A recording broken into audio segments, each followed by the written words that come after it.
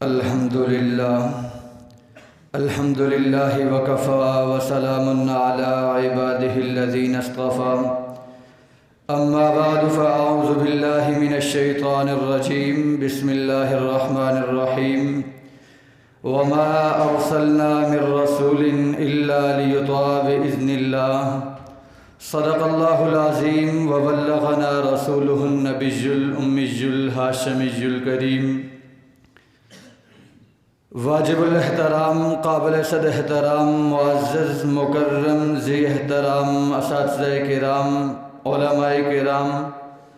اور میرے ہم مکتب ہم سفر ساتھیوں، آج مجھے جس اہم و ضروری عنوان پر گفتگو کرنے کی سعادت حاصل ہو رہی ہے وہ فتنہ مستشرقین اور حجیت حدیث کے عنوان سے معاون ہے۔ احباب ذی قدر، حجیت حدیث سے مراد یہ ہے کہ حدیث کو بطور دلیل قبول کرنا اور اس کے مطابق عمل کرنا ضروری ہے یا نہیں، یعنی کسی حدیث کو معتبر اور قابل استناد سمجھنا تاکہ اس کے ذریعے دین کے احکام اور تعلیمات کو سمجھا جا سکے، اور امت محمدیہ کا اس پر اجماع ہے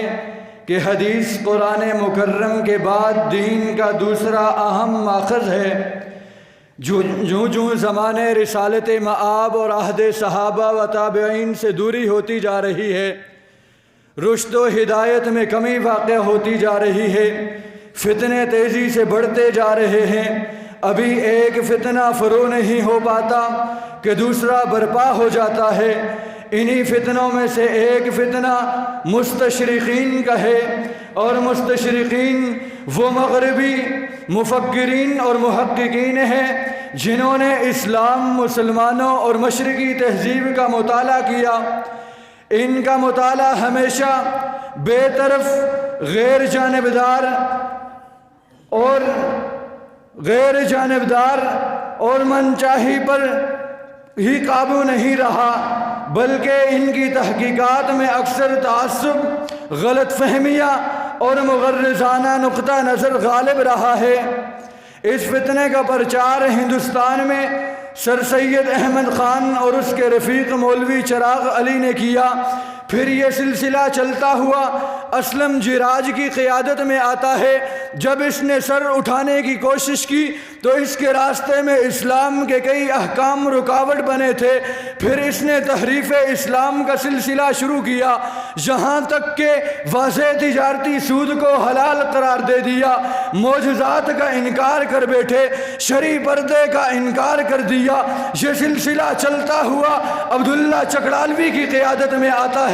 عبداللہ چکڑالوی کی بھی یہی سوچ ہے کہ بغیر مغربی تقلید کے ترقی حاصل نہیں ہو سکتی، اور نظریہ بھی وہی ہے کہ حسبنا کتاب اللہ، ہمارے لیے اللہ کا قرآن کافی ہے، ہم حدیث کو حجت ماننے کے مکلف نہیں ہیں۔ پھر یہ سلسلہ چلتا ہوا غلام احمد پرویزی کی قیادت میں آتا ہے۔ غلام احمد پرویزی کا بھی وہی موقف، وہی مفہوم، وہی منشا، وہی مراد، وہی مفروضہ، وہی دعویٰ ہے کہ حسبنا کتاب اللہ، ہمارے لیے اللہ کا قرآن کافی ہے، ہم حدیث کو حجت ماننے کے مکلف نہیں ہیں، اس لیے کہ رسول اللہ کا فریضہ محض پیغام پہنچا دینا تھا۔ ان کے تمام تر دعوے اللہ کے قرآن کے بالکل متصادم ہیں۔ آئیے ان کے دعووں کا موازنہ کرتے ہیں۔ پہلا دعویٰ رسول اللہ کا فریضہ محض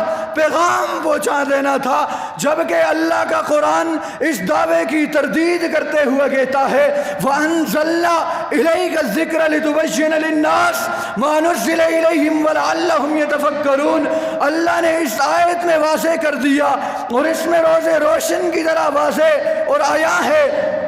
کہ پیغمبر دو جہاں سرکار مدینہ کا منصب محض پیغام پہنچا دینا نہیں، بلکہ تعلیم، کتاب و حکمت، تبیین و تشریح بھی تھا۔ مستشرقین کا دوسرا نظریہ کہ جناب رسول اللہ کی اطاعت ہم پر واجب نہیں، قرآن کی اطاعت واجب ہے، جبکہ اللہ کا قرآن اس دعوے کی بھی تردید کرتے ہوئے پارہ نمبر 4 سورہ نساء آیت نمبر 64 میں اس کی تردید کرتا ہے، وَمَا أَرْسَلْنَا مِن رَسُولٍ إِلَّا لِيُطَاعَ بِإِذْنِ اللَّهِ، کہ ہم نے کوئی رسول نہیں بھیجا مگر اس لیے کہ اللہ کے حکم سے اس کی اطاعت کی جائے، اور آپ کی اطاعت اسی صورت میں ممکن ہے جب آپ کے قول و فعل کی پیروی کی جائے، اور وہ آپ کے قول و فعل کی پیروی تبھی ممکن ہے جب حدیث کو حجت مانا جائے۔ اگر حدیث کو حجت ماننے سے انکار کیا جائے تو بعثت کا مقصد ہی فوت ہو جاتا ہے۔ کسی شاعر نے کیا خوب کہا ہے،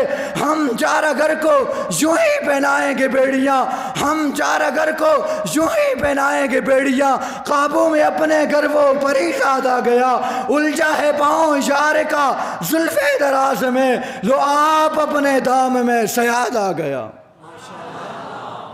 اور اسی طرح منکرین حدیث کا اگلا اعتراض کہ جناب حدیث حجت تو ہے